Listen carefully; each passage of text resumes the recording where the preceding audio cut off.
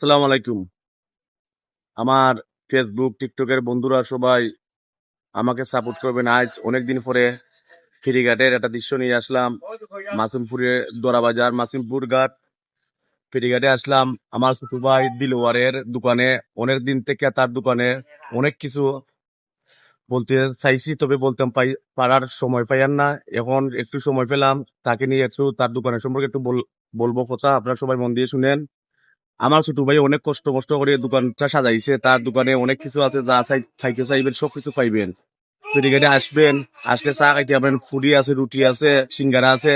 খুব সুন্দরভাবে সে সবকিছু বিক্রি করে। ফ্রিজে যা মাল চাইবেন সবকিছু আছে। এই দেখেন কারিগর আছে, অনেক উন্নত মানের রেস্টুরেন্ট থেকে আনছে আমার ছোট ভাই শিববীর। সে সকাল 7টা থেকে সিঙ্গারা মালাইত্র, ফুরি মালাইত্র, রুটি মালাইত্র, যা চাইবেন চা পাইবেন।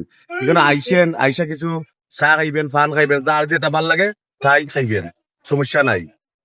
এই দেখেন মাঝামাঝি যাচ্ছি দোকানে বসে টিভি দেখতে পারে, টিভিও আছে। কিন্তু আমার তো তোমার শিল্পীর কাজ করতেছে, নগদ নগদ মাল, কোনো কোনো মাল মাল পাইবে না, একবারে সস্তা ধরে পাইবা। এই দেখেন, এই তো আমার দুবাই দিলোয়ার শেষে বাদ আছে, দেখুন এই হলো দিলোয়ার।